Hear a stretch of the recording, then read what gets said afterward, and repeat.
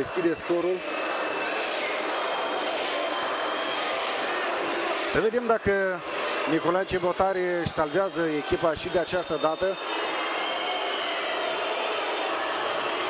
Își face la jucătorul armean Nicolae Cebotar și este păcălit portarul nostru și în acest minut 22 Serobean reușește să deschidă scorul pe stadionul Zimbru. Este 1-0 pentru formația Ararat Armenia din Yerevan.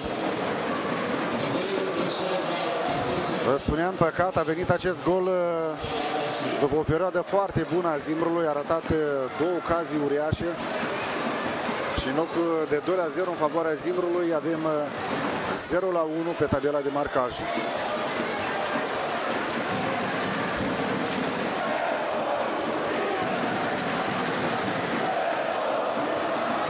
O simplă formalitate această lovitură de la 11 metri.